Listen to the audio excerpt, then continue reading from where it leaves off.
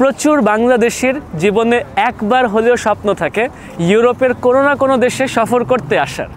পরিবার বন্ধু বান্ধবের সঙ্গে দেখা করতে আসার জন্য হোক অথবা নিছকই পর্যটনের জন্য হোক, অনেক অনেক বাংলাদেশি ইউরোপ মহাদেশে ভিসা আবেদন করে থাকে, বিশেষ করে ইউরোপের সেনজেন ভিসার জন্য আবেদন করে থাকে। জানিয়ে রাখছি, একবার সেনজেন ভিসা হাতে পেলে আপনি একসঙ্গে 29টা দেশে সফর করতে পারছেন, যার জন্য ইনারা খুব বুঝে শুনে কিন্তু ভিসা দিয়ে থাকে। দর্শক, ইউরোপ মহাদেশে কি করে ভিসা আবেদন করতে হয় তার প্রক্রিয়া সম্পর্কে সঠিকভাবে অবগত না হওয়ার জন্য অনেক পরিমাণে আবেদন কিন্তু নাকচ হয়ে থাকে। আজকের এই ভিডিওতে ইউরোপের সেনজেন ভিসা আবেদনের সঠিক পদ্ধতি সম্পর্কে আমি আপনাদেরকে বিস্তারিতভাবে আলোচনা করার চেষ্টা করছি। এই পর্বের শুরুতে আমরা জেনে নিচ্ছি সেনজেন ভিসা আবেদনের প্রক্রিয়াটা কি করে শুরু হচ্ছে। সেনজেন ভিসা আবেদনের সর্বপ্রথম কাজটা শুরু হচ্ছে ভিসা আবেদন ফর্ম পূরণ করার মাধ্যমে, এবং এই ভিসা ফর্ম পূরণ করার জন্য আপনাকে সর্বপ্রথম এম্বাসি বাছাই করতে হচ্ছে। সেই এম্বাসির ফর্মটাকে পূরণ করে সেনজেন ভিসা আবেদনের কাজগুলো শুরু হচ্ছে। এই সেনজেন ভিসা আবেদন ফর্ম পূরণ করা কেন্দ্রিক বলেন অথবা এম্বাসি বাছাই করা কেন্দ্রিক বলেন, আনুষঙ্গিক আরও লম্বা করে তথ্য আমি কিছুক্ষণ পরেই দিচ্ছি। তবে এই যে বিস্তারিত যে ফর্মটাকে পূরণ করা লাগছে, যেটার অনেক অনেক পাতা পূরণ করে তার সঙ্গে আরও অনেক আনুষঙ্গিক কাগজপত্র আপনাকে জমা দিতে হচ্ছে, এগুলো কেন্দ্রিক একটা লম্বা কার্যকলাপ পড়ছে। এগুলো কেন্দ্রিক যে জটিলতা থাকছে, সেই জটিলতা থেকে রেহাই পাওয়ার জন্য আপনি কোনো এক্সপার্ট অ্যাসিস্ট্যান্স নিতেই পারছেন। প্রিয় দর্শক, আমি এই মুহূর্তে সেই ট্রাভেল এজেন্সি ধরে হাঁটছি যেখান থেকে বিগত অনেক দিন ধরে আমি সেনজেন ভিসা আবেদন করার সেবাগুলো নিয়ে আসছি। এজেন্সিটার নাম হচ্ছে ট্রাভেল আর্কিটেক্ট। ঢাকার বনানীতে ওনাদের অফিস রয়েছে, দেখতে পাচ্ছেন ওনাদের অফিস দেখা যাচ্ছে। ট্রাভেল আর্কিটেক্টের ফেসবুক পেজ আছে, যেখানে আপনারা ওদের সঙ্গে যোগাযোগ স্থাপন করতে পারছেন। যোগাযোগের নম্বর ডেসক্রিপশন বক্সে দিয়ে রাখছে, আনুষঙ্গিক কন্ট্যাক্টের তথ্য ডেসক্রিপশন বক্সে দেওয়া থাকছে, অথবা যদি ফেসবুকে দেখেন কমেন্ট বক্সে পেয়ে যাচ্ছেন। আসেন আমরা সেনজেন ভিসা আবেদন ফর্ম কী করে পূরণ করতে হয় তার সম্পর্কে কিছুক্ষণ একটু বিস্তারিত কথা বলার চেষ্টা করি। আমার হাতে একটা আবেদন ফর্ম ধরা আছে, দেখতে পাচ্ছি এটা একটা খালি ফর্ম। এই ফর্মটা আমরা সুইডিশ ভিসা অ্যাপ্লিকেশন সেন্টার থেকে পাচ্ছি, যেটা আপনি অনলাইন থেকে ডাউনলোড করে নিতে পারছেন। তবে অবশ্যই আপনি যেই এম্বাসিতে আবেদন করছেন সেই এম্বাসি অনুযায়ী সেই ফর্মটা ইস্যু হয়ে থাকবে। তো কোনো কোনো এম্বাসি হয়ে থাকে, যেমন ধরেন ফ্রেঞ্চ এম্বাসি বলেন বা জার্মান এম্বাসি বলেন, এসব কিছু এম্বাসির অনলাইনে ডেটা পূরণ করতে হয় আর কি। ওখানে বিভিন্ন তথ্য থাকে, ধরে ধরে এ সকল প্রশ্নগুলোই আপনার কাছে করা হবে। সব পূরণ করে শেষ করার পরে একদম সর্বশেষে ওনারা আপনাকে একটা পিডিএফ কপি বানিয়ে দিয়ে দিবেন। ওখানে আপনি শুধুমাত্র স্বাক্ষর করবেন আর দিন তারিখটাকে বসিয়ে নেবেন। তবে যাদের ক্ষেত্রে এরকমের পিডিএফ ফর্মটাকে ডাউনলোড করে পূরণ করতে হচ্ছে, আপনি এটাকে কম্পিউটারে টাইপ করে পূরণ করার চেষ্টা করবেন। শুধুমাত্র সর্বশেষ যে অংশটা আছে যেখানে স্বাক্ষর করতে হচ্ছে, সর্বশেষ অংশে শুধু স্বাক্ষরটা হাতে করেন, তার পাশাপাশি তারিখটা আপনি চাইলে কম্পিউটারে বসাতেও পারেন অথবা আপনি তারিখটাকে নিজে হাতে লিখে নিতে পারেন। খেয়াল করে দেখছেন সেনজেন ভিসা আবেদনের যে ফর্মটা মাত্র 2টা পাতার, তার মানে 2টা পাতায় অল্প কিছু তথ্যই ওনারা মাত্র নিচ্ছেন।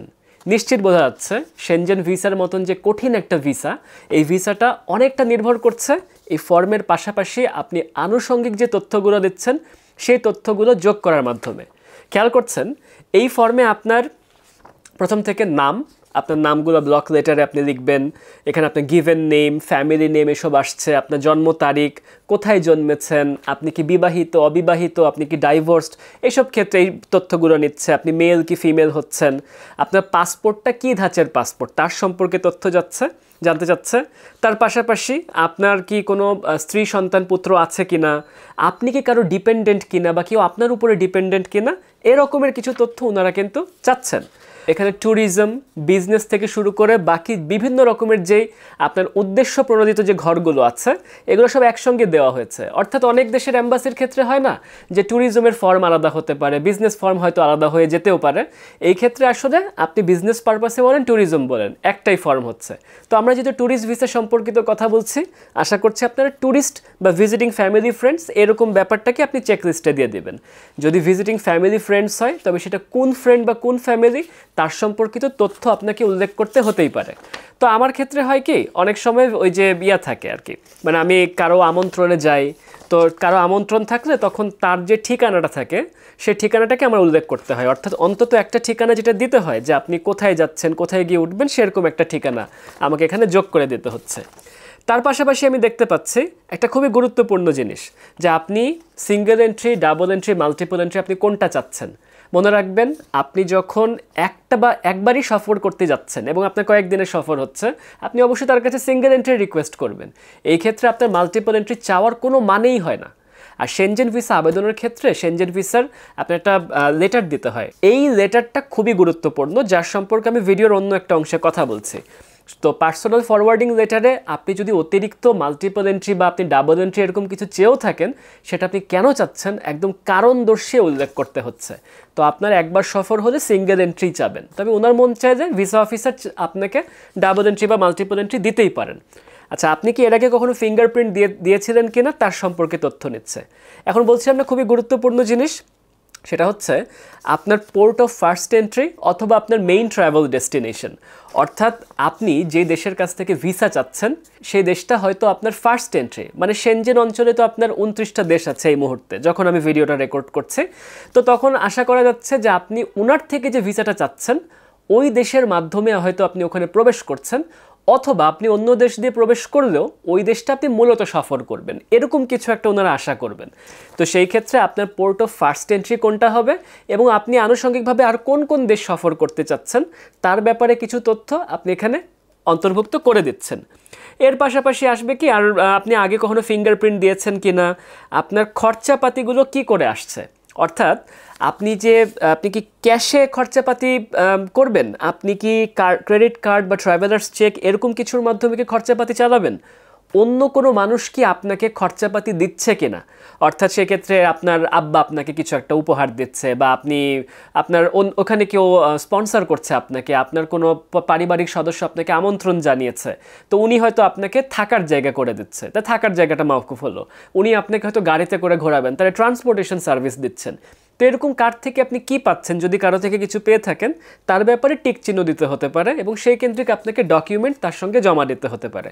তো আপনি কি কি উপায়ে খরচ করবেন এবং অন্য কেউ আপনাকে টাকা পয়সা বা কোনো সাহায্য দিলে সে কি কি উপায় দিতে পারে তার সম্পর্কে তথ্য এখানে চেয়েছে। এগুলো সব পূরণ করার পরে আপনি তারিখটাকে বসিয়ে স্বাক্ষর করে ফেলবেন, তার মাধ্যমে কিন্তু আপনার সেনজেন ভিসা আবেদনপত্রের এই যে ফর্মটা আছে এটা পূরণ শেষ হয়ে গেল।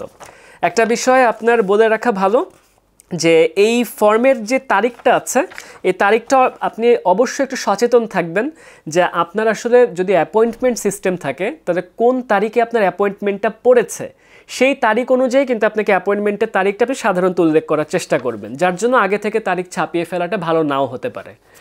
আর যাই পূরণ করেন একটু বুঝে শুনে মানুষের থেকে একটু যাচাই বাছাই করে চেষ্টা করবেন।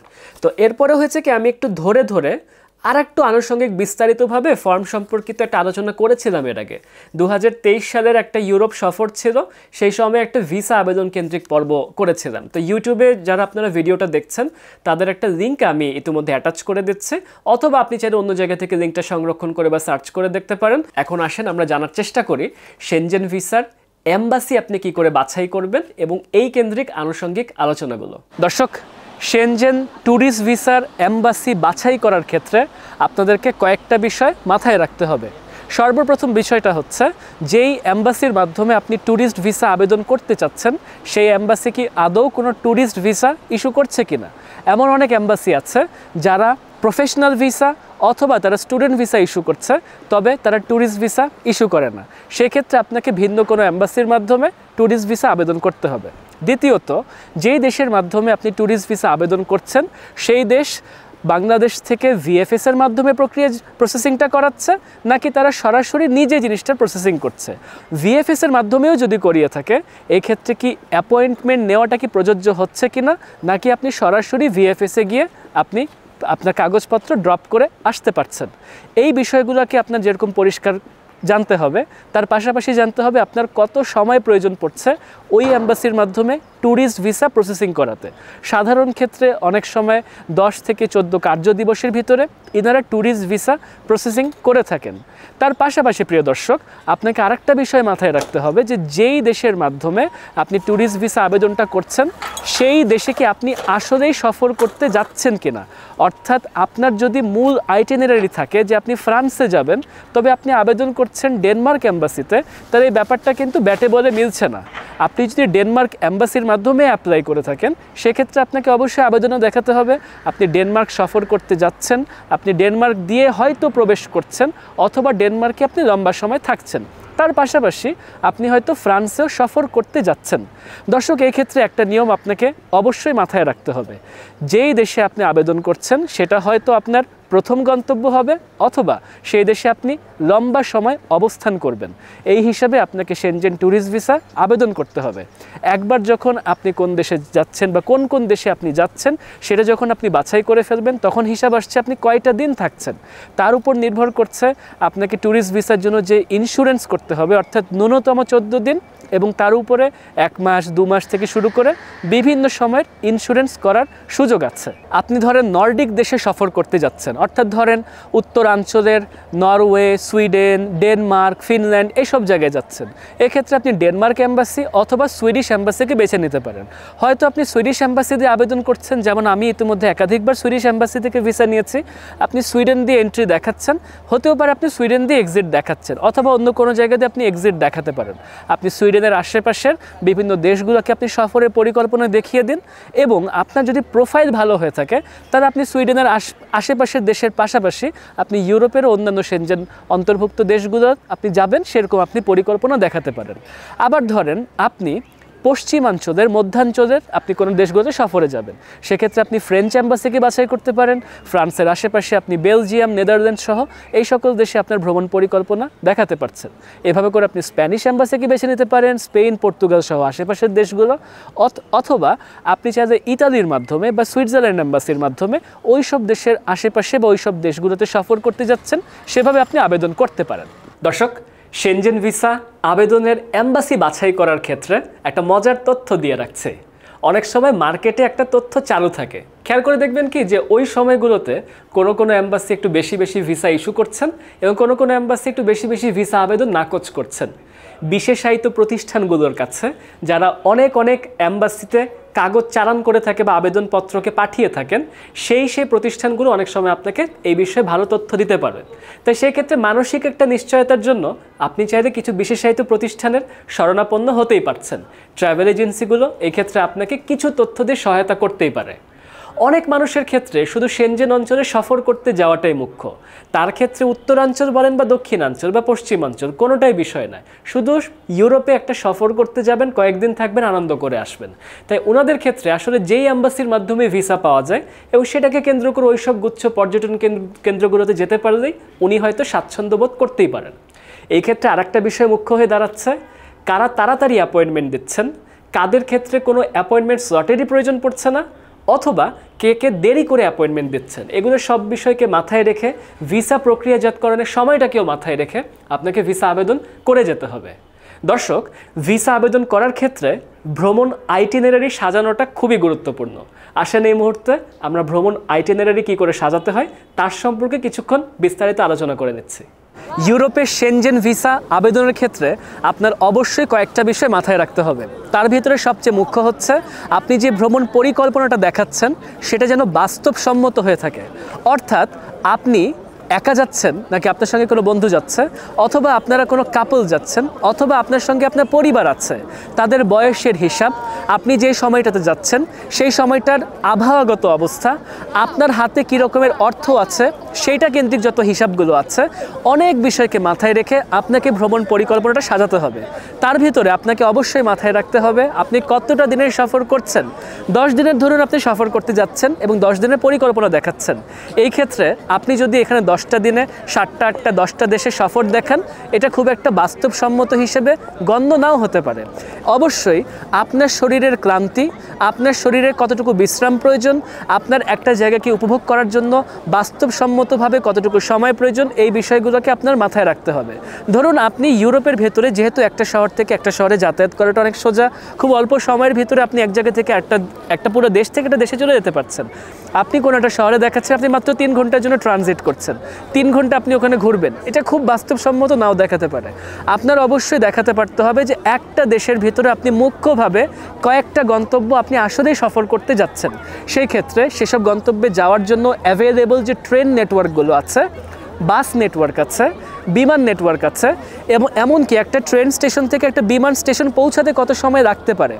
আপনার হাত থেকে যদি কোনো কারণে দুর্ভাগ্যবশত একটা ট্রেন ছুটে যায়, বাস ছুটে যায়, তার পরবর্তীতেও কি অতিরিক্ত সময় আছে কি না আপনার একটা বিমান ধরতে যাওয়ার জন্য?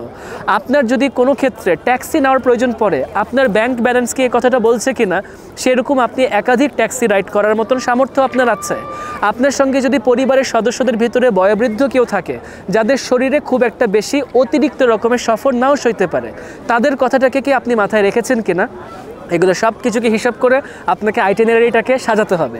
প্রিয় দর্শক, আপনার এই আইটিনারিটা যেটাকে আপনি লিখিত আকারে দিচ্ছেন বা আপনি ছাপিয়ে দিচ্ছেন, সেটা আপনার কভার লেটারের সঙ্গে একদম কভার লেটারে লিপিবদ্ধ হতে পারে। এমনকি এটা চাইলে আপনি আলাদা কাগজ হিসাবে আপনি জমা দিতে পারেন। আপনি যখন আপনার ট্রাভেল আইটিনারিটাকে সাজাচ্ছেন, একটা শহর থেকে একটা শহরে যাওয়ার ক্ষেত্রেও ওই সময়কার আবহাওয়া ফ্যাক্টরটাকে মাথায় রাখতে হবে। অর্থাৎ এমন কোনো শহর যেখানে প্রচুর বৃষ্টিপাত হয়, যেখানে আপনার ঘুরে দেখার তেমন কিছুই থাকবে না সেরকম একটা মৌসুমে, সেখানে আপনার না যাওয়াটাই স্বাভাবিক। তার পাশাপাশি প্রিয় দর্শক, ওই শহরের ওই মুহূর্তে চলমান উৎসবগুলোকে মাথায় রাখবেন। ওই শহরে ওই সময় বা ওই পর্যটন কেন্দ্রগুলোতে ওই সময় কোন কোন ট্রেন বন্ধ করে রাখা আছে। এক একটা সিজন থাকে যখন ইউরোপের বিভিন্ন রেল নেটওয়ার্ক, বিভিন্ন ট্রাম নেটওয়ার্ক থেকে শুরু করে অনেক সময় ফানি কিলার বা আপনার কেবল কার রাইডগুলো, এগুলো অনেক সময় মেরামতের কাজ চলে। কোনোটা গ্রীষ্মে চলে, কোনোটা শীতকালে চলে, কোনোটা বসন্তকালে চলে। আপনি যেন সেই বিষয়গুলোকে অবশ্যই মাথায় রাখতে পারেন। সব কিছু মিলেমিশে এখানে আপনাকে একটা বিস্তারিত পরিকল্পনা করতে হবে, এবং সেই পরিকল্পনা সমেত আপনি যখন আইটিনারিটাকে লিখবেন, তখন প্রতিটা দিন আপনি কী কী করছেন সেটা আপনার চিঠিপত্রে অথবা আপনার লিখিত সেই আইটিনারিতে গিয়ে হাজির হতে হবে। এই ক্ষেত্রে আপনি দুভাবে আইটিনারিটাকে ড্রাফট করতে পারেন। একটা হতে পারে যে প্রতিটা দিনের দিনলিপি, অর্থাৎ সকালে কী করছেন, দুপুরে কী করছেন, বিকালে কী করছেন। ধরে নিলাম যে প্রথম দিনটার আপনি দিন তারিখ লিখছেন, সেখানে আপনি বলছেন আপনি সকালে অতটা সময় গিয়ে এয়ারপোর্টে গিয়ে নামবেন, এবং ওই এয়ারপোর্টে গিয়ে যে নামছেন সেই এয়ারপোর্টের নামটা যেমন উল্লেখ করছেন, যেই বিমানের মাধ্যমে আপনি রিজার্ভেশন করছেন ফ্লাইট, সেই বিমানের সেই সময় নামার সঙ্গেও এটার সংযোগ থাকতে হবে।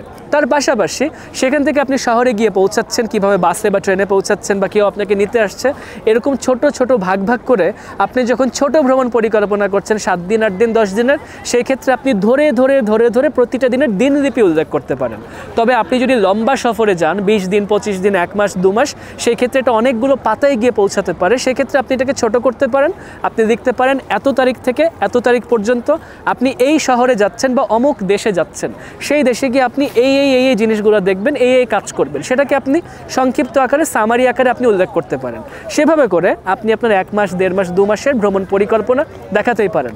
দর্শক, এই সম্পর্কিত আনুষঙ্গিক তথ্যগুলো অবশ্যই জানিয়ে রাখছি যে আমার ইউরোপ নিয়ে করা আজ পর্যন্ত বিভিন্ন রকমের ভিডিও, সেখানে আমি বিভিন্ন রকমের ট্রেন নেটওয়ার্ক, বাস নেটওয়ার্ক সহ অনেক কিছু আপনাদেরকে দেখিয়েছি। সেখান থেকে নিশ্চিত আপনি কিছু গাইডলাইন পেয়ে যেতে পারেন। আমার সাথে এই মুহূর্তে একজন এক্সপার্ট কাউন্সেলর আছেন। উনি সেনজেন ভিসা আবেদন প্রক্রিয়াজাতকরণে সহায়তা করে থাকেন মানুষজনকে। ওনার নাম হচ্ছে কাঞ্চন ভাই। কাঞ্চন ভাইকে সাথে নিয়ে আমি এই মুহূর্তে আপনার কভার লেটার কী করে ড্রাফট করতে হয় এবং সেটাকে কেন্দ্র করে যে আপনি আইটিনারি কী করে সাজাবেন, তার সম্পর্কে আমরা বিস্তারিত কিছুক্ষণ আলোচনা করব। দেখেন, আমার হাতে এই মুহূর্তে কভার লেটার 2 পদের ধরা আছে। কভার লেটার ড্রাফট করার ক্ষেত্রে খুব গুরুত্বপূর্ণ কি জানেন? আপনি আপনার নিজের ব্যাপারে খুব ভালো করে বলবেন, ঠিক আছে? অর্থাৎ আপনি কে, আপনি কি করেন, সেটা যেন একদম আপনার প্যারাগ্রাফে, আপনি যদি অল্প লাইনে হোক, বেশি লাইনে হোক, বিস্তারিতভাবে আপনি বলার চেষ্টা করবেন। অবশ্যই যে কোনো আবেদন যখন করেন সেখানে সাবজেক্ট থাকে, সাবজেক্টে আপনি হেডিংটা দেন। তার পাশাপাশি আপনি কোন অ্যাম্বাসির কাছে আবেদনটা করছেন, সেই অ্যাম্বাসির ভিসা অফিসার অথবা ভিসা ডিপার্টমেন্ট, তার বরাবর লেটার ইস্যু করে, সেটা কি অ্যাম্বাসি নাকি সেটা হাই কমিশন, ঠিক অ্যাম্বাসির সঠিক নামটা ওয়েবসাইট থেকে বের করে তার ঠিকানা, অর্থাৎ কোন শহরে সে অবস্থিত, আপনি ধরে ধরে বিভিন্ন জায়গা উল্লেখ করে ঠিকানা লিখতে পারেন, অথবা লিখতে পারেন ঢাকা বাংলাদেশ, বা এভাবে করে দিয়ে আপনি পুরো টু কাকে করছেন, কোন ডেটে লিখছেন, একদম ঠিক করে ফেলবেন। তার পরবর্তীতে আপনার নিজের ব্যাপারে সাজায় গুছায় লিখেন। যেমন আমি আমার নিজের ব্যাপারে যদি কারো কাছে ইন্ট্রোডিউস করতে চাই, আমি কি লিখব?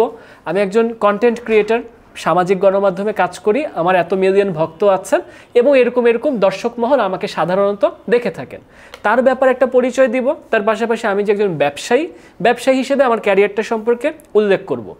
যদি আমার সঙ্গে অন্য কোনো ব্যক্তিও সফর সঙ্গী হয়ে থাকে, তা সেও যে আমার সঙ্গে যাচ্ছে তার ব্যাপারেও একটা তথ্য বা ধারণা আমার কভার লেটারে দেওয়া থাকবে। তার পরবর্তীতে চলে আসবে যে আপনার যে ট্রাভেল আইটিনারারি, এটার ক্ষেত্রে কি হতে পারে জানেন? হতেও পারে আপনি কভার লেটারটাকে ড্রাফট করেছেন এবং কভার লেটারটার আপনি একদম শেষ ভাগে তো আপনি সাইন করছেন, আপনি কভার লেটারটাকে আলাদা করে লিখতে পারেন, আইটিনারারিটাকে আপনি আলাদা করতে পারেন। সেক্ষেত্রে ধরেন কি, আপনি ধরেন আইটিনারারির সম্পূর্ণ আলাদা প্রিন্ট নিয়ে ফেলছেন। তাছাড়া যেটা করতে পারেন, আপনি কভার লেটারের ভেতরেই সম্পূর্ণ আইটিনারারিটাকে সংযুক্ত করতে পারেন। মানে আপনি নিজেকে ইন্ট্রোডিউস করছেন, যাওয়ার ব্যাপারে আপনি কি চাচ্ছেন, কি বলতে চাচ্ছেন সব লিখে আপনি কি করবেন আইটিনারারি দিয়ে, তার পরবর্তীতে আপনি শেষে এসে সিগনেচার করে আপনার পুরো লেটারটাকে তৈরি করছেন। মনে রাখবেন, সেনজেন ভিসা আবেদন করার ক্ষেত্রে কভার লেটার যতটা আকর্ষণীয় হবে, সেক্ষেত্রে আপনার ভিসা পাওয়ার চান্সটা আগের থেকে কিছুটা বেড়ে যাচ্ছে। তো যাই হোক দর্শক, এই ক্ষেত্রে আমি যদি দেখাই, এখানে আমরা টেবিল করে ছক করে কিন্তু কভার লেটার করেছি এবং এই ছকের ক্ষেত্রে যিনি আবেদনটা করছেন তিনি কোন কোন তারিখে কি করবেন, অর্থাৎ আমি এপ্রিল মাসের অত তারিখ এটা করব, অমুক তারিখ এটা করব, কোন শহরে থাকব, অমুক সময় আমি ঢাকা থেকে সুইডেন গিয়ে পৌঁছাচ্ছি, সুইডেনে নামার পর থেকে আমি এই কাজ করছি, অমুক হোটেলে থাকবো, এরকম আপনি বিস্তারিত চাইলে উল্লেখ করতে পারছেন। তারপর আপনি কোন ডেটে অন্য কোন শহরে বা কোন দেশে চলে যাচ্ছেন তার ব্যাপারগুলো লিখতে লিখতে আপনি টেবিলটাকে ক্লোজ করছেন। এভাবে করে আপনি দিনলিপি আকারে করছেন। হতেও পারে আপনি এক্ষেত্রে এরকম টেবিল আকারে না গিয়ে আপনি একদম সরাসরি ফ্ল্যাট লাইনগুলো লেখার দিকে যেতে পারেন। দেখেছেন এখানে যিনি ভদ্রলোক এই অ্যাপ্লিকেশনটা করছেন তিনি কিন্তু দেখেন টেবিল করেননি, তিনি বরং এক একটা দিন সম্পর্কে উল্লেখ করে বিস্তারিত কি করবেন সেগুলো উনি বুলেট পয়েন্টে উল্লেখ করেছেন। আপনাকে সাজিয়ে গুছিয়ে এক্ষেত্রে আবেদন করতে হবে। তবে আমি তো আপনাকে ইতিমধ্যে কিছু তথ্য দিলাম। এই মুহূর্তে আমি একটু কাউন্সিলর কাঞ্চন ভাইয়ের সঙ্গে কথা বলি, ওনার থেকে জানার চেষ্টা করি ওনার কি বলার আছে। কাঞ্চন ভাই, আপনি এই মুহূর্তে আমাকে বলবেন আমি কভার লেটার আইটিনারি তৈরি করা কেন্দ্রিক যা যা তথ্য দিলাম তার সঙ্গে আপনার আনুষঙ্গিক কোনো তথ্য যোগ করার আছে কিনা, আপনি দর্শককে কি পরামর্শ দিতে চান এবং আপনাদের প্রতিষ্ঠানের তরফ থেকে আপনারা কি সেবা দিচ্ছেন। ধন্যবাদ ভাইজান। আপনি তো মোটামুটি একটা ভিসা অ্যাপ্লিকেশনের জন্য অনেক ইনফরমেশনই প্রোভাইড করে ফেলছেন। তো আমরা ট্রাভেল আর্কিটেক্ট ফার্স্টে ক্লায়েন্টকে বোঝার ট্রাই করি, ক্লায়েন্টের সাথে কথা বলি, একটা কভার লেটার বেস করি। তারপর তার ফাইন্যান্সিয়াল অ্যান্ড আদার্স যে ইকোনমিক্স আছে ওইটার উপর ডিপেন্ড করে তার জন্য একটা কভার লেটার ট্রাভেল প্ল্যান তৈরি করি। যে উনি, তাহলে আমি এই ক্ষেত্রে আপনাকে জিজ্ঞেস করব, আপনাদের প্রথম স্টেপটা শুরু হচ্ছে আপনারা ক্লায়েন্টের সাথে আগে কথা বলি, তারটা বুঝে তারপরে আপনারা এটা সাজানোর ট্রাই করেন এবং আপনি কভার লেটারটা তৈরি করতে সহায়তা দিয়ে থাকেন। জি, এটা কি আপনি দেখবেন নাকি ওনারা দেখবেন? যদি উনি না পারে সেক্ষেত্রে আমরা সাপোর্ট করি একটা কভার লেটার তৈরি করার জন্য। পরবর্তীতে তার ফাইন্যান্সিয়াল অ্যান্ড আদার্স যেই ইকোনমিক্স আছে ওইটার উপর ডিপেন্ড করে আমরা ট্রাভেল আইটিনারি করি একটা, যে উনি কতদিন থাকতে পারবে, তার ফাইন্যান্সিয়াল ক্যাপাবিলিটি কীরকম, ওনার ইকোনমিক যেই ওখানে ট্রাভেল করা, ওখানে ঘোরা, ওখানকার যেই অ্যাক্টিভিটিস তার কাছে অল ওভার আছে কিনা, তার উপর বেস করে আমরা এই ট্রাভেল আইটিনারি তৈরি করি। এবং অলমোস্ট আরেকটা জিনিস বলে দিই, ম্যাক্সিমাম বাংলাদেশে অনেক ভিসা রিজেক্ট হওয়ার মেইন কারণ হচ্ছে authentic air ticket and hotel booking না থাকার কারণে ম্যাক্সিমাম ভিসাগুলো রিফিউজ করে এম্বাসি। আর কোন এম্বাসিতে কাকে দাঁড়া করাবো তার প্রোফাইলের উপর ডিপেন্ড করে আমরা তাকে সাজেস্ট করি যে আপনার জন্য এই এম্বাসিগুলো বেটার হবে বা আপনি এই এম্বাসিতে অ্যাপ্লাই করতে। আপনি এটা বলবেন যে হোটেল বুকিং বা এয়ার টিকিট, হ্যাঁ, এগুলোর ক্ষেত্রে যদি ফেক ডকুমেন্ট হয় এটা এম্বাসি ধরতে পারে, তাই তো? রাইট, এটা আপনার অনলাইন থাকতে হবে অথবা যেই হোটেলে আপনি বুকিং করছেন ওই হোটেলের এটা বুকিং থাকতে হবে। আদারওয়াইজ যখন এম্বাসি ওই হোটেলে কনফার্মেশনের জন্য কল দিবে বা মেল পাঠাবে, যদি ওখানে অরিজিনাল বুকিং না থাকে সেই ক্ষেত্রে আপনার ভিসাটা রিফিউজ হওয়ার চান্স অনেক বেশি। আচ্ছা, এবং সেটা আপনারা গোছাতে সাহায্য করছেন। জি, আর কি করছেন আপনারা? তারপর তার financial and others cover letter ready হয়ে গেলে তারপর তার ফাইলটা রেডি করার জন্য যা লাগে আমাদের ট্রাভেল আর্কিটেক্ট প্রোভাইড করে। অ্যাজ লাইক টু তাকে তার অ্যাপ্লিকেশন কীভাবে কমপ্লিট করবে, তার অ্যাপ্লিকেশন কমপ্লিট করার সাপোর্ট, তারপর তার যেই প্রফেশনাল ডকুমেন্ট আছে এগুলোকে সুন্দর করে নোটারিজ করে, কোনো কিছু যদি বাংলায় থাকে সেগুলো ইংলিশ ট্রান্সলেট করে নোটারি করে তারপর আমরা এই অ্যাপ্লিকেশনগুলো সাবমিট করি। একটা ম্যান্ডেটরি ডকুমেন্ট আছে, ইটস এর ট্রাভেল ইন্স্যুরেন্স। প্রত্যেকটা সেনজিনের ক্ষেত্রে ট্রাভেল ইন্স্যুরেন্স ম্যান্ডেটরি। তো ট্রাভেল ইন্স্যুরেন্সটা আপনিও করতে পারবেন, আর আপনি না পারলে আমরা আমাদের মাধ্যমে আপনাকে সাপোর্ট করব ট্রাভেল ইন্স্যুরেন্স করার। আর আপনি কতদিনের প্ল্যান করতেছেন তার উপর বেস করেই ট্রাভেল ইন্স্যুরেন্সটা করতে হয়। আচ্ছা, ধন্যবাদ। ধন্যবাদ কাঞ্চন ভাই। প্রিয় দর্শক, আমি যেটুকু বুঝছি যে কাঞ্চন ভাই যেটা বলতে চাচ্ছেন, ওনাদের এখান থেকে ওনারা সকল ডকুমেন্টগুলোকে গুছিয়ে দিতে সাহায্য করছে। তার ভিতরে এটা ইন্স্যুরেন্স হোক, এটা হোটেল রিসোর্ট বুকিং হোক, এমনকি মনে হয় ট্যুর বুকিংয়ের ক্ষেত্রেও আপনারা সহায়তা করতে পারেন। ধরেন আপনি কোনো ট্যুরের কথা বলছেন যে আপনি এই কর্মসূচিগুলো করবেন, সেগুলো বুকিংয়ের ক্ষেত্রে ওনারা হয়তো সহায়তা করতে পারেন। একটা চমৎকার কথা উনি ইতিমধ্যে বলেছেন, সেটা হচ্ছে নোটারাইজড করা, ট্রান্সলেশন করা, এটা কিন্তু খুবই গুরুত্বপূর্ণ। তার সম্পর্কে আমি একটা ডকুমেন্ট সেকশনে আমার নিজের অতিরিক্ত কথা আছে, সেখানে আমি এই সম্পর্কে বলছি। কারণ ডকুমেন্ট নোটারি করে সেটাকে জমা দেওয়াটা খুবই গুরুত্বপূর্ণ, এবং ট্রান্সলেশন করে দেওয়াটা সকল এম্বাসি আপনার ভাষা নাও বুঝতে পারে। এই মুহূর্তে দর্শক, আমরা একটা জিনিস বোঝার চেষ্টা করব যে বাংলাদেশের ভেতরে প্রচুর পরিমাণে মানুষজনের ব্যাংক স্টেটমেন্ট বা ফাইন্যান্সিয়াল অবস্থা, এগুলো বোঝা কেন্দ্রিক অনেক রকমের জটিলতা কাজ করছে। তো তাদের এই বিষয়ে আসেন আমরা কিছুক্ষণ জেনে নিচ্ছি ব্যাংক স্টেটমেন্ট সম্পর্কিত তথ্যগুলো। আমাদের দেশে ব্যাংক স্টেটমেন্ট সম্পর্কে একটা ভুল ধারণা প্রচলিত আছে। অনেকের মাথায় ঘুরতে থাকে যে কত টাকা ব্যাংকের ডিপোজিট করা থাকলে আমি হয়তো ভিসা পেতে পারি। এই প্রশ্নের সঠিক কোনো উত্তর দেওয়া সত্যিকার অর্থে সম্ভব না। কারণ আপনার ব্যাংক স্টেটমেন্টটা হচ্ছে আপনার অর্থনৈতিক যে সামর্থ্য আছে সেই সামর্থ্যের একটা প্রতিভূ মাত্র। এটা বোঝার জন্য ওনারা 2 থেকে 3টা পদ্ধতি অবলম্বন করে থাকেন।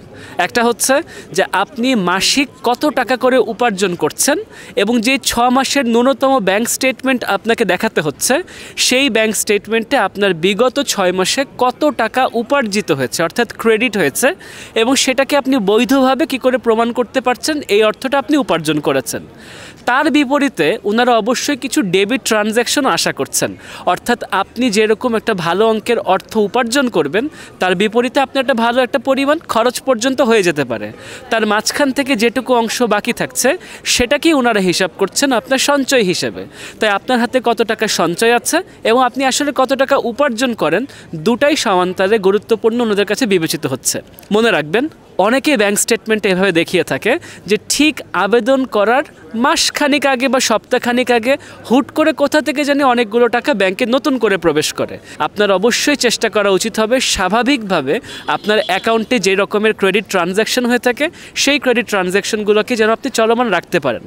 প্রিয় দর্শক, রুল অফ থাম্ব হিসেবে যদি আমি বলার চেষ্টা করে থাকি, সাধারণত আপনি যখন সফর করতে যাচ্ছেন সেই সফরে যেই পরিমাণ অর্থ আপনার খরচ হবে সেই পরিমাণ অর্থ যেন সঞ্চয় হিসেবে মজুদ থাকে, এবং তার পাশাপাশি আরও অতিরিক্ত কিছু অর্থ যেন মজুদ থাকে, যেটা আপনি সফর থেকে ফেরত আসার পরে আপনার মাসিক যেই পরিমাণ খরচ সাধারণত হয়ে থাকে, যেটার কথা আপনি হয়তো রেফারেন্স হিসেবে ভিসা আবেদনের সঙ্গে দিয়ে থাকতেও পারেন, অথবা আপনার ডেবিট ট্রানজ্যাকশনগুলোর দিকে তাকিয়ে ওনারা আপনার যে রকমের মাসিক খরচগুলোর একটা আঁচ করতে পারছেন, সেই হিসাব অনুযায়ী আপনি যেন আপনার মাসিক খরচগুলো চালিয়ে যেতে পারেন, সেই পরিমাণ অর্থের মজুদ যেন আপনার ব্যাংক অ্যাকাউন্টে মজুদ থাকে, সেটাই ওনারা সাধারণত আশা করে থাকবেন।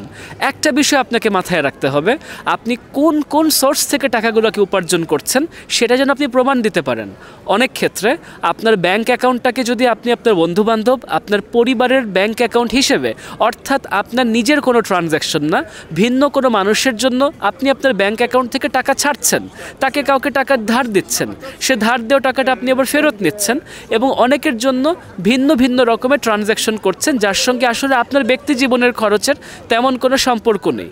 এই রকমের ট্রানজ্যাকশনগুলোকে আপনি যদি একটু বাদ দিতে পারেন সেটা আপনার জন্য ভালো হবে।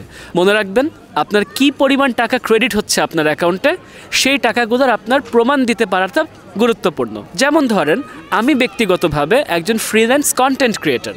আমার ক্ষেত্রে আমি বিভিন্ন উৎস থেকে টাকা উপার্জন করে থাকি।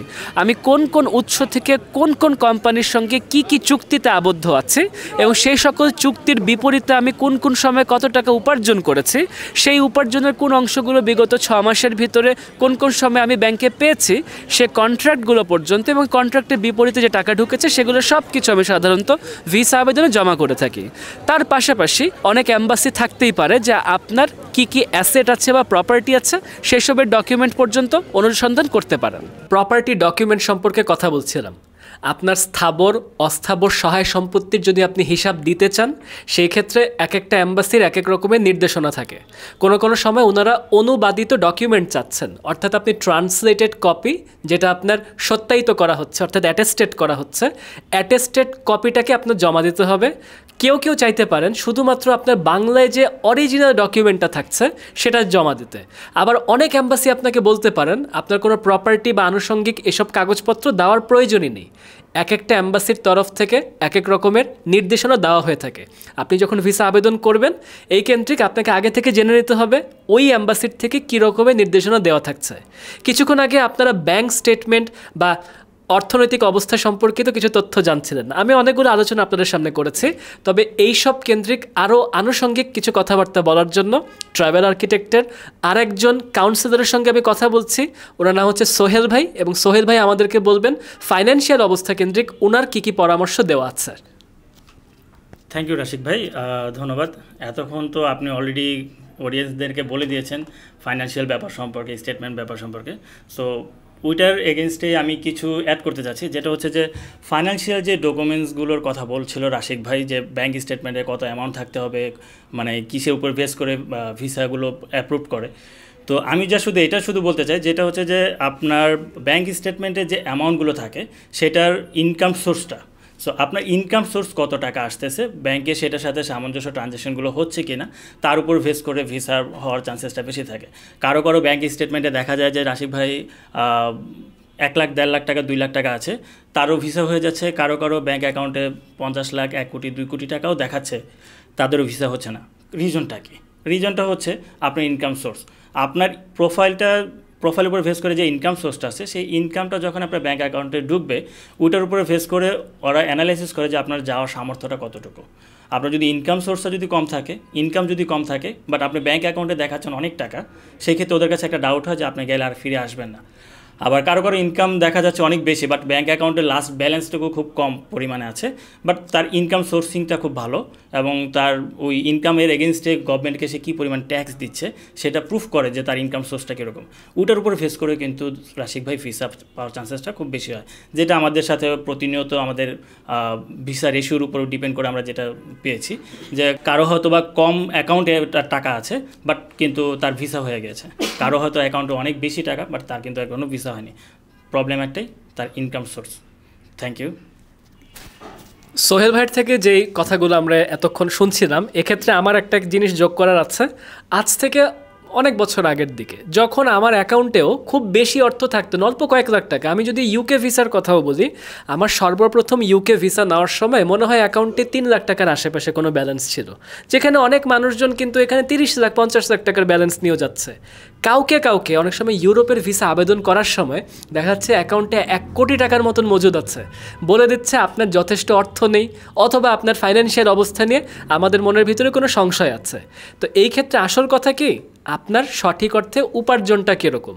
আপনি যদি আমার ব্যক্তিগতভাবে যদি আমার অবস্থা আপনারা যাচাই বাছাই করতে চান, যেমন ধরেন আমি প্রতি 2 মাস 3 মাস পর কিন্তু সফরে বের হচ্ছি, প্রতিটা সফর যথেষ্ট ব্যয়বহুল, যথেষ্ট লক্ষ টাকার কিন্তু খরচ থাকে। স্বাভাবিকভাবে আমার যে উপার্জন থাকে, এই কিছুদিন পরপর যদি বের হতে থাকি, তাহলে অবশ্যই আমার ব্যাংক থেকে সেটা খরচ হয়ে যাচ্ছে।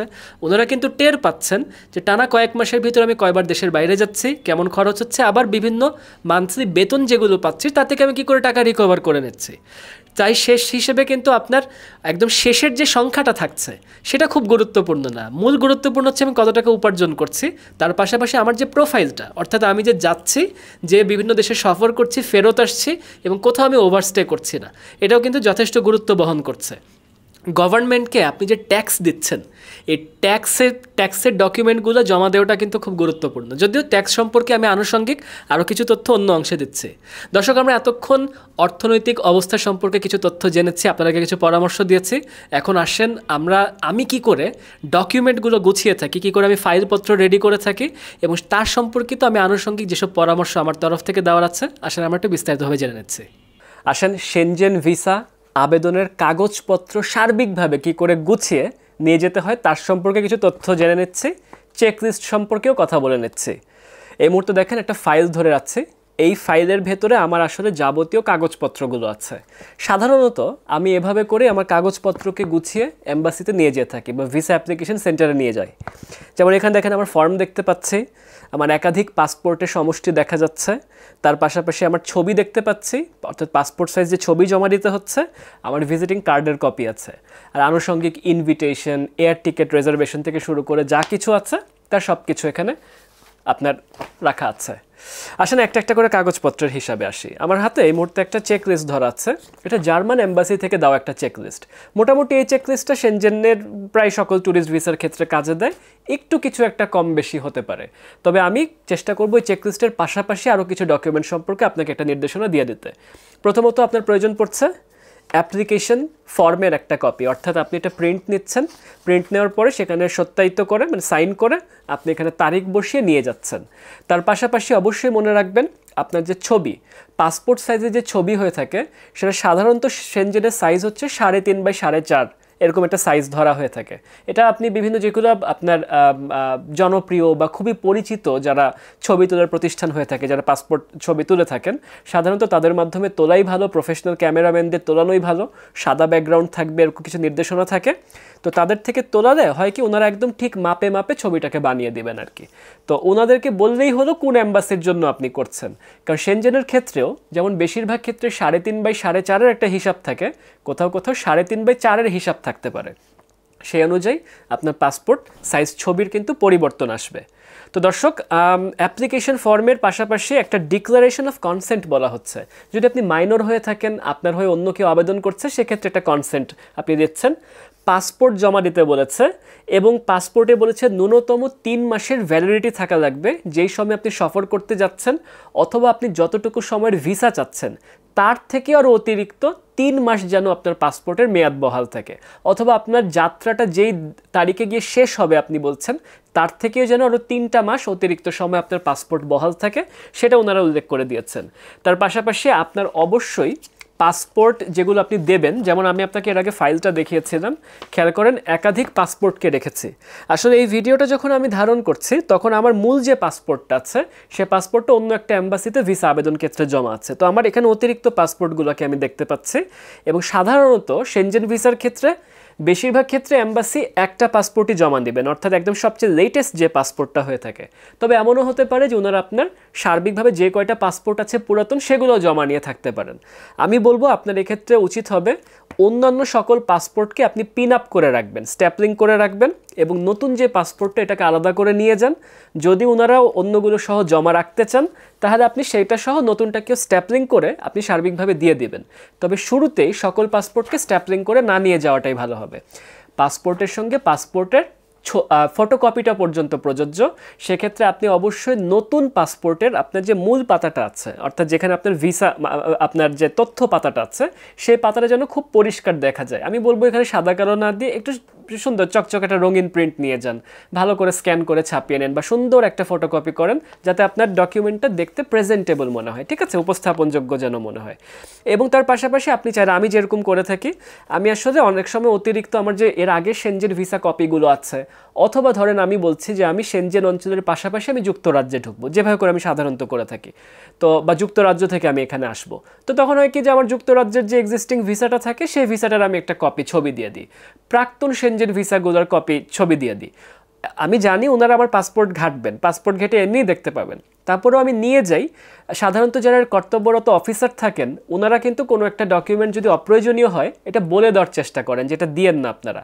কিন্তু আমি যখনই অতিরিক্ত যে ভিসার কপিগুলো ছাপিয়ে নিয়ে গেছি, ইউকে ভিসা বলেন বা অথবা প্রাক্তন সেনজেন ভিসাগুলো, ওনারা কখনোই আমাকে নিষেধ করেননি, এগুলো সুন্দর করে জমা নিয়েছেন। তো আমি আপনাদেরকে পরামর্শ দিব সেরকম থাকলে নিয়ে যেতেই পারেন। আর হচ্ছে বাংলাদেশের যে আপনার যে এনআইডি কার্ডটা আছে সেই এনআইডি কার্ডের একটা কপি আপনি নিয়ে যাবেন আর কি। হ্যাঁ, মানে অর্থাৎ আপনি একটা যেটা আপনি জমা দেওয়ার জন্য এনআইডির কোনো একটা ফটোকপি বা কিছু সেরকম একটা কিছু নিয়ে যাচ্ছেন। আচ্ছা, 2টা পাসপোর্ট সাইজ ফটোগ্রাফ আসলে আমি এখানে তালিকাটা দেখতে পাচ্ছি যেখানে আপনার কিছু তথ্য দেওয়া আছে। একটা জিনিস মনে রাখবেন যে এখানে ক্লিয়ার ফেশিয়াল ফিচার্স, তারপরে নারীদের ক্ষেত্রে head coverings are only accepted for religious reasons, do not glue or staple the pictures to the application form. তার মানে ছবিকে কোনোভাবে গ্লু দিয়ে আটকাবেন না অথবা স্ট্যাপলিং করে দেবেন না ফর্মের সঙ্গে। আপনি অবশ্যই ছবিগুলোকে আলাদা করে আপনি জমা দেওয়ার চেষ্টা করবেন। আচ্ছা না, যে পুরাতন আমলের কিছু ভিসা পদ্ধতি ছিল, অনেক আগে আমরা গ্লু করতাম বা স্ট্যাপলিং করতাম, এখন পর্যন্ত কিন্তু অনেক সময় ভারতীয় ভিসা আবেদনের সময় আমরা যখন জমা দিয়ে থাকি তখন ওই যে গ্লু দিয়ে আটকাতে হয়। তো আসলে বেশিরভাগ ক্ষেত্রে উন্নত রাষ্ট্রগুলো এখন আর ওইভাবে করে ওই যে গ্লু দিয়ে ছবি নেন না, আলাদা করে ছবি নিয়ে নেন। তারপরে খুবই গুরুত্বপূর্ণ হচ্ছে মেডিকেল ইন্স্যুরেন্স। মনে রাখবেন আপনি যে এগুলো সিরিয়াল অনুযায়ী সাজানোর চেষ্টা করবেন, এবং মেডিকেল ইন্স্যুরেন্সের যে কপিটা আপনার হাতে থাকবে এখানে বলে দিচ্ছে যে ন্যূনতম 30,000 ইউরো পর্যন্ত কভারেজ থাকছে, এরকম একটা কথা ওনারা উল্লেখ চাচ্ছেন। তো মেডিকেল ইন্স্যুরেন্সটা ন্যূনতম 14 দিনের জন্য হয়ে থাকে। তার পাশাপাশি এটা আবার 1 মাস, 2 মাস, 4 মাস, 7 মাস, মানে আপনার কাজ অনুযায়ী আপনি 5 দিন 7 দিনের জন্য গিয়েও দেখা যাচ্ছে 14 দিনের ইন্স্যুরেন্স করার প্রয়োজন পড়ছে। এবং ইন্স্যুরেন্সের যে অ্যামাউন্টটা হয়ে থাকে সে অ্যামাউন্টটা কিন্তু আপনার বয়স ভেদে, অর্থাৎ আপনি যদি একজন মধ্যবয়স্ক মানুষ হন, আপনার ইন্স্যুরেন্সের অ্যামাউন্ট, আপনার সন্তান সন্ততির ইন্স্যুরেন্সের অ্যামাউন্ট এবং আপনার পিতামাতার ইন্স্যুরেন্সের অ্যামাউন্ট, সবার ইন্স্যুরেন্সের অ্যামাউন্টে পার্থক্য থাকবে। যত বয়স বেশি ইন্স্যুরেন্সের অ্যামাউন্টটাও একটু বেশি লেগে থাকে। তো এভাবে করে ভিসা ফিজের একটা পার্থক্য চলে আসে। তো আপনার ওই যে ইন্স্যুরেন্সটা করাবেন তার 2টা কপি আপনার সাথে থাকবে। মনে রাখবেন আপনি ইন্স্যুরেন্সের কপিগুলো দেখবেন আপনাকে স্ট্যাপলিং করে দিয়েছে ইন্স্যুরেন্স কোম্পানি থেকে, বা ট্রাভেল এজেন্সি আপনার হয়ে সেটা কিন্তু সংগ্রহ করতে পারেন। ইন্স্যুরেন্সের ওটাকে আপনি আলাদা করবেন, স্ট্যাপলিংটাকে খুলবেন, খোলার পরে আপনি ওই ডুপ্লিকেট যে কপিটা আছে সেটাকে জমা দিবেন। দেখবেন যে অরিজিনাল আর ডুপ্লিকেট অনেক সময় লেখা থাকে, তো ডুপ্লিকেটটা আপনি জমা দিবেন, অরিজিনালটা আপনার কাছে রাখবেন। অনেক সময় দেখবেন অরিজিনালটা ওনাদেরকে জমা দিলে ওনারা আবার ফিরিয়ে দেন, বলে যে আপনি আপনার ডুপ্লিকেটটা আমাদের কাছে জমা দেন আর কি। আমি যে তথ্যের জন্য বলে রাখছি।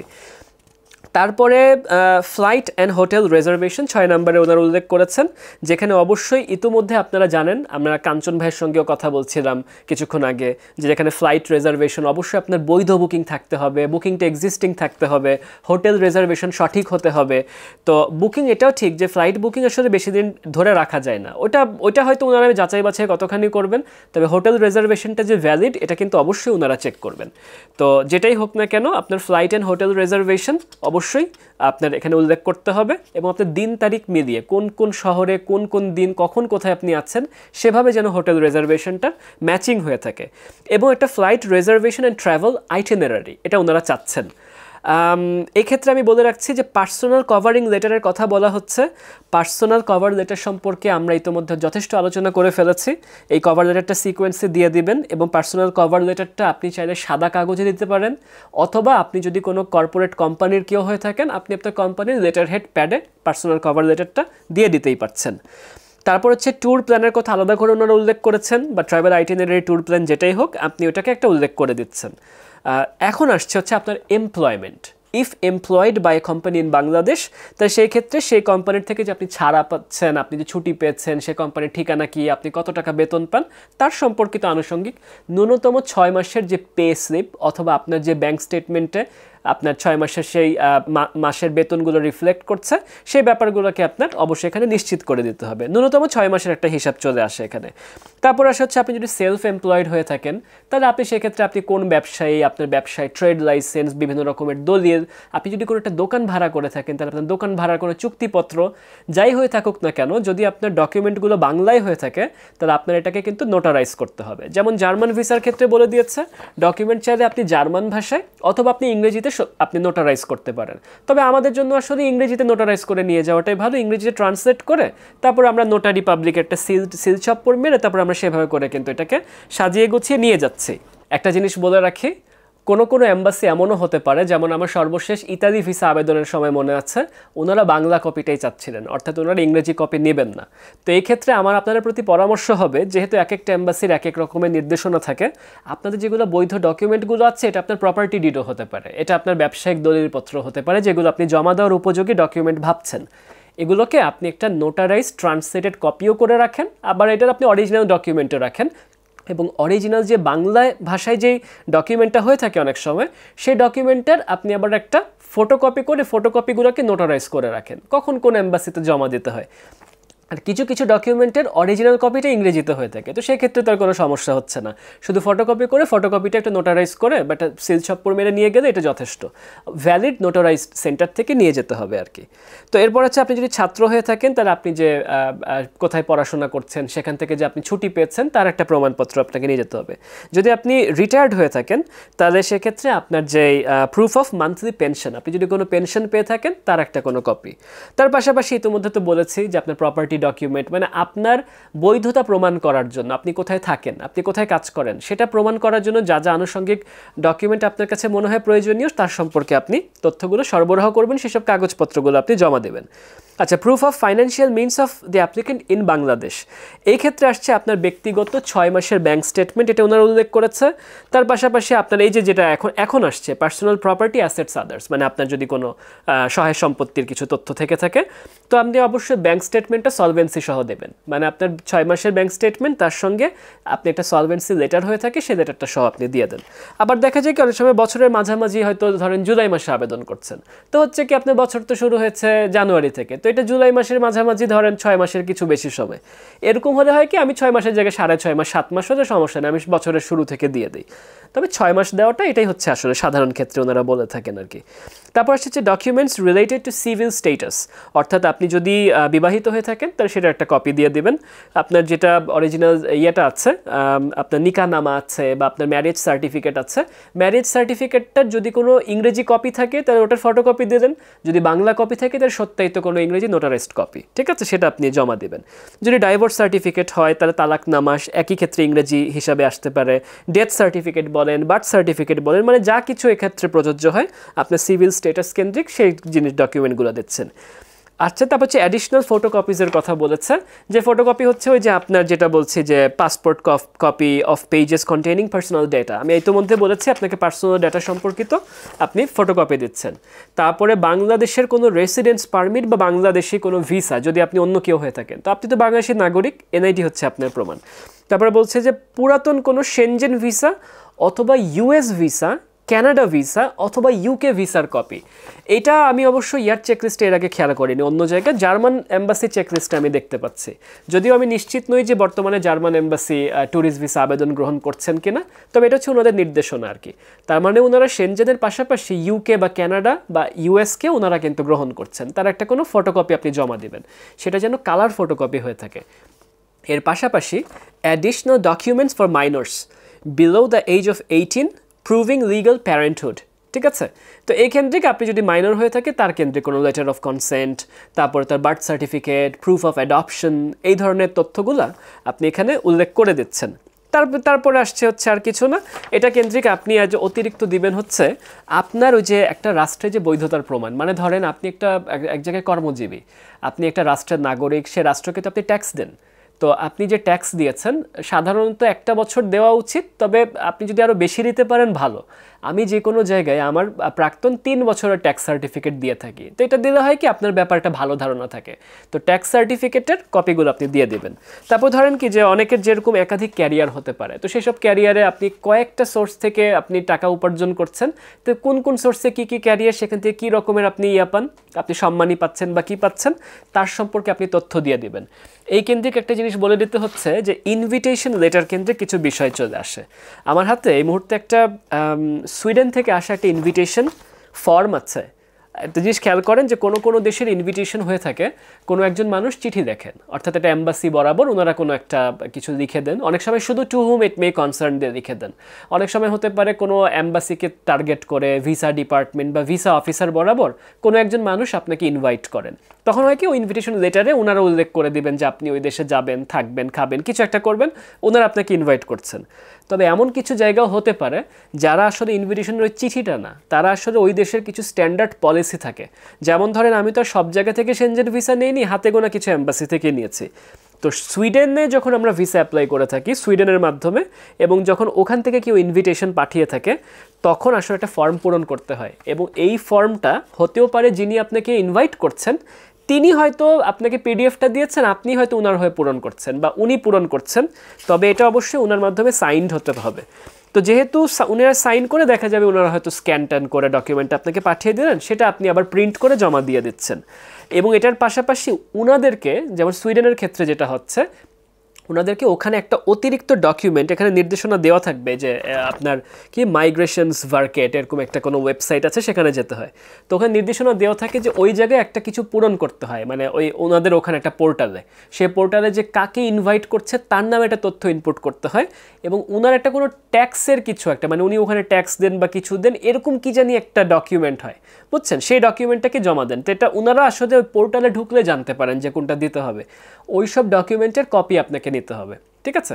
এবং তার পাশাপাশি উনি যে ইনভিটেশন দিয়েছেন সেটা চিঠি আকারে না, এটা এরকম ফর্ম আকারে আসবে, যেই ফর্মে আসলে বিভিন্ন ঘর আছে, এমনকি আপনার ব্যাপারে কিছু তথ্য লেখার পর্যন্ত ঘর আছে। আপনাকে উনি কিভাবে চিনেন সেই পরিচিতিগুলো সম্পর্কে আলাদা আলাদা বিভিন্ন ঘর আছে, প্রশ্ন করা হয়, সে প্রশ্ন অনুযায়ী ওনাদেরকে উত্তর করতে হচ্ছে। এই সব কিছু মিলিয়ে স্বাক্ষর টাক্ষর করে এরকম ইনভিটেশনের ফর্ম চলে আসে। এগুলো মিলিয়ে আপনাকে মোটামুটি ডকুমেন্টগুলোকে গুছিয়ে জমা দেওয়ার জন্য নিয়ে যেতে হয়। তবে যখন আপনি জমা দিতে যান ডকুমেন্টগুলো, তখন ওখানকারও আসলে ইতিমধ্যে কিছু রকমের ফর্মালিটিস চলে আসে, তার সম্পর্কে আমি ভিডিও শেষ ভাগে কথা বলছি। এখন দর্শক, আপনারা অনেক সময় জিজ্ঞেস করেন কি, ওই যে কয়টা দেশ সফর করলে ইউরোপ যেতে পারবো বা কি, এইসব কেন্দ্রিক কিছু বিষয় আদি চলে আসে। আসেন আমরা এখন আপাতত কোন কোন ক্যান্ডিডেটের সেনজেন ভিসা আবেদন করা উচিত, আপনি আসলে কিভাবে কোয়ালিফাই করছেন সেনজেন ভিসা আবেদন করার জন্য, আমরা এই বিষয় সম্পর্কিত কিছু তথ্য জেনে নিচ্ছি। সেনজেন ভিসা আবেদন করার ক্ষেত্রে আপনার প্রাক্তন সফরের ইতিহাসটা খুবই গুরুত্বপূর্ণ। অর্থাৎ আপনি বিভিন্ন বছরে বছরে কতগুলো দেশে সফর করেছেন, কতদিন করে থেকেছেন, আপনার ট্রাভেল হিস্ট্রি সম্পর্কে আপনার পাসপোর্ট যে কথা বলছে তারই কিন্তু প্রমাণপত্র আপনি সেনজেন ভিসা আবেদন করার সময় দাখিল করছেন। নিশ্চিত সেটা আপনার সম্পর্কে একটা ভালো ধারণা দিতে সহায়তা করছে। তবে এক্ষেত্রে হয়েছে কি, বাজারে কিছু মিথ চালু আছে। খেয়াল করে দেখবেন অনেক মানুষের ভিতরে এরকম কিছু মন্তব্য ঘুরে বেড়ায় যে আমি কয়টা দেশ সফর করলে সেনজেন ভিসা পাবো। এই ক্ষেত্রে আমার বলতে হচ্ছে এটার কোনো সঠিক সীমা নেই। আপনি 2-4টা দেশ সফর করেও সেনজেন ভিসা পেতে পারেন, আপনি 10টা দেশ সফর করে সেনজেন ভিসা নাকচ হতে পারেন। অনেক সময় কিছু কিছু মানুষের দেখবেন কোনো দেশে গিয়ে ওভারস্টে করার একটা অভ্যাস আছে, অথবা অন্তত হলে 1বার বা 2বার ওভারস্টে হয়ে গেছে, আপনি খেয়াল করেননি। এগুলো পাসপোর্ট সম্পর্কে খুব বাজে রকমের একটা ধারণা তৈরি করছে আপনার জন্য। একটা জিনিস বলে রাখি, আপনি যখন আবেদনটা করছেন, কিছু কিছু মানুষের ক্ষেত্রে এটা হয়ে থাকে যে ঠিক ইউরোপে আবেদন করব তার থেকে কয়েক মাস আগে বা ধরেন 1 বছর আগে শেষ দিকে হুট করে অনেক দেশে সফর করছেন, কিন্তু তার সারা জীবনের গল্পগুলো বলছে তার পাসপোর্ট কিন্তু অনেকটা ফাঁকা। বেশি হলে হয়তো 1-2টা দেশে গিয়েছেন, কিন্তু সেনজেন ভিসা আবেদনের ক্ষেত্রে বা যুক্তরাজ্য বা আমেরিকা আবেদনের ক্ষেত্রে আপনি হুট করে অনেক দেশ সফর করা শুরু করছেন। এগুলো আপনার সম্পর্কে না, যেটাকে বলতে হচ্ছে ইংরেজিতে শব্দটা হচ্ছে ফিশি, আপনার সম্পর্কে একটা ভিন্ন রকমের ধারণা দিচ্ছে।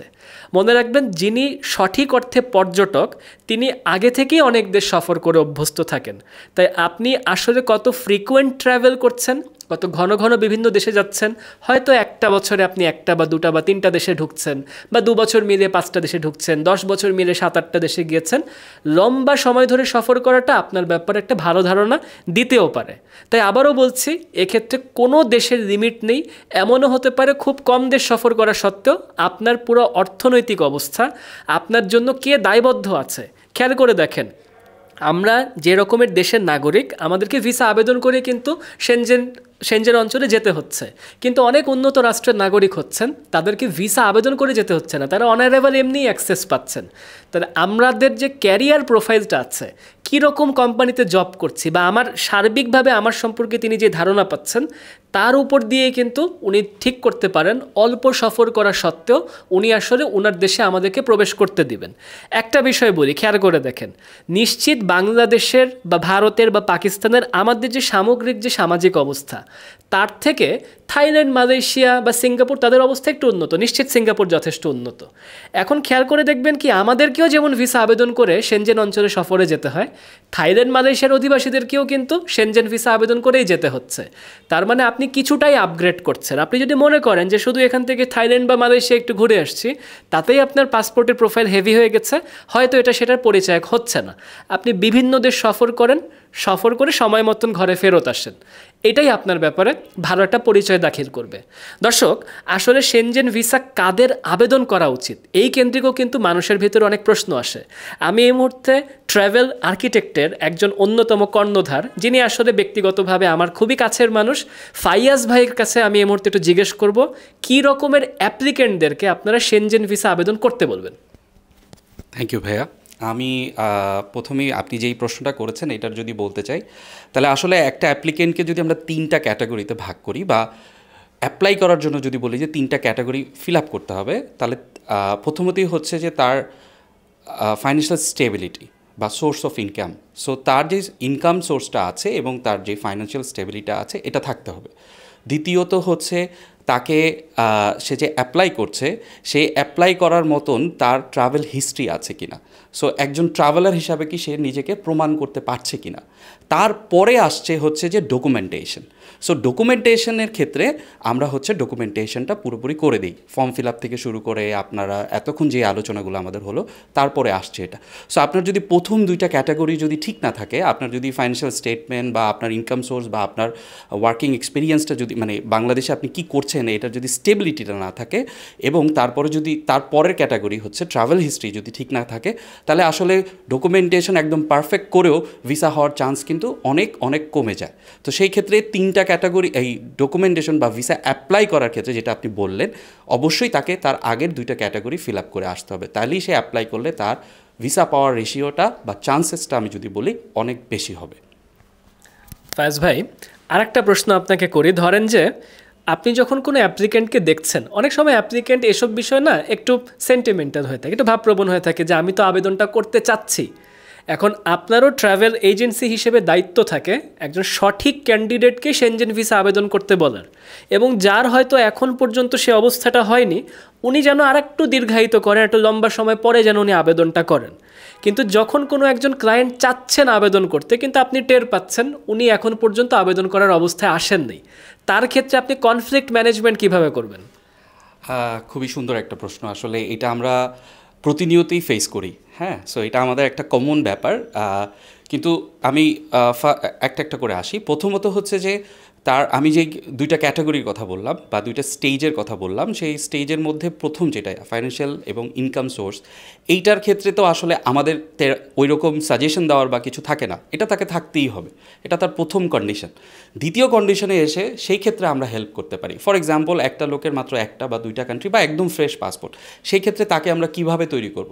তো সেনজেন ভিসার ক্ষেত্রে একটা ব্যাপার হচ্ছে কি, এখানে তাড়াহুড়া করা যাবে না।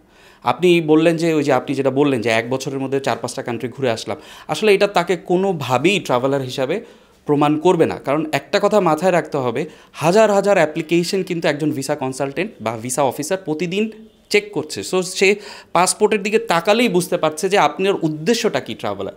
সো আপনাকে যদি ট্রাভেলার হিসাবে নিজেকে প্রমাণ করতে হয়, সেটা সময় সাপেক্ষই হবে এবং সেটা আস্তে আস্তেই হবে, এবং সেটা আপনাকে কখনো না কখনো শুরু করতে হবে।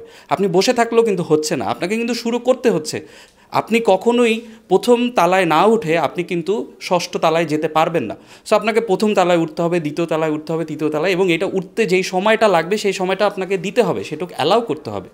আমরা অনেকেই আমাদেরকে বলে যে ভাইয়া তাহলে আমাকে 5টা কান্ট্রি একসাথে করে দেন, আমি ঘুরে আসি। আসলে আমরা করে দিতে পারি, কিন্তু তার যে মূল উদ্দেশ্যটা, যেটা পারপাস অফ ট্রাভেল হবে, যদি তার হয় যে আমি সেনজেন, আমি ইউরোপ দেখতে চাই, তাহলে তাকে ধৈর্য ধরতে হবে, তাকে এক এক করে তার ট্রাভেল হিস্ট্রিটাকে সুন্দর করতে হবে। তাহলেই সে যদি একটা পর্যায়ের পরে আমরাই তাকে সাজেস্ট করব যে আপনি এখন you are ready for Schengen, তখনই সে অ্যাপ্লাই করলে তার ভিসা হওয়ার চান্সেসটা অনেক অনেক বেশি বেড়ে যাবে। যাই হোক দর্শক, আমরা ইতোমধ্যে অনেকগুলো বিস্তারিত তথ্য সম্পর্কে জেনেছি। দর্শক, এই মুহূর্তে আমি আপনার সঙ্গে একটি জিনিস যোগ করে দিচ্ছি। ধরেন কি, আপনার বয়সের একটা ব্যাপার থাকে, ক্যারিয়ারের একটা ব্যাপার থাকে, কিছু ফাঁকা সময় থাকে মানুষের জীবনে। ধরেন আপনি একজন ছাত্র হিসেবে তখন আপনার বাবা মা আপনার কিন্তু অভিভাবক, ছাত্র বাবা মা মিলে আপনারা হয়তো আবেদনটা করছেন, কিন্তু কিছু বয়সের সময়গুলো কেমন জানেন? ধরেন আপনি ইন্টারমিডিয়েট দিয়েছেন, আপনি এখন বিশ্ববিদ্যালয়ে উঠছেন, আমি ছোটদের ক্ষেত্রে বলছি আর কি। তো বিশ্ববিদ্যালয়ে উঠছেন, সেই সময়টাতে আপনার একটা ফাঁকা মৌসুম, কোথাও আপনি অ্যাপ্লাই করেন নাই। কিন্তু এখন দেখেন, আপনি কোনো বিশ্ববিদ্যালয়ে ভর্তি হননি, আপনি ইউরোপের ভিসা আবেদন করেছেন। ইউরোপ চাইলে এটা ভাবতেও পারে যে এই ক্যান্ডিডেট হয়তো ওখানে থেকে যাওয়াটা চিন্তা ভাবনা করছে। তাই এইসব ক্ষেত্রে একটু সাবধান। আবার কিছু বয়সের ব্যাপার আছে কি, আপনি বিশ্ববিদ্যালয় শেষ করেছেন, এখন আপনি চাকরি জগতের জন্য কিন্তু তৈরি হচ্ছেন। কোনো চাকরিতে হয়তো আপনি প্রবেশ করেননি, কিন্তু আপনি ইউরোপের ভিসা আবেদন করে দিয়েছেন। এমনও হতে পারে আপনি বিভিন্ন অঞ্চল সফর পর্যন্ত করে এসেছেন, অর্থাৎ কিছু দেশ আপনার সফর হয়েছে। আমি এরকম ক্যান্ডিডেটদেরকেও চিনি, চমৎকারভাবে রিজেক্ট হয়ে গেছে। কারণ কি, সেনজেন সরাসরি বলে দিচ্ছে আপনার বয়স কম, আপনার এখন পর্যন্ত স্থাবর অস্থাবর তেমন কোনো সহায় সম্পত্তি নেই, এবং যেহেতু বয়স কম, আপনি ইয়াং মানুষ, আপনি চাইলে ওখানে গিয়ে বিয়ে শাদী করে আপনি ওখানে থেকে যেতেও পারেন। তো সেভাবে করে ভিসা নাকচ হতে পারে। তো হয় কি একটু অ্যাডাল্ট বয়সটাতে ভিসা পাওয়ার সম্ভাবনাটা কিছুটা বেশি থাকে। তার পাশাপাশি সার্বিকভাবে আপনার সম্পর্কে উনি যে ধারণা পাচ্ছেন ওই ধারণা থেকে ভিসাটা হবে। তবে এটাও বলতে হচ্ছে আপনি ছাত্র হিসেবে আবেদন করতে পারেন। আমরাও কিন্তু ছাত্রছাত্রী অবস্থায় বলেন বিভিন্ন দেশে সফর করেছি, অনেক আন্তর্জাতিক দেশ দেখার কিন্তু সুযোগ হয়েছে। সেক্ষেত্রে বাবা মা যদি স্ট্রং অ্যাপ্লিকেন্ট হন, আপনার কিন্তু এই আবেদনটা গ্রহণযোগ্যতা পাওয়ার যথেষ্ট পরিমাণে সম্ভাবনা থাকে।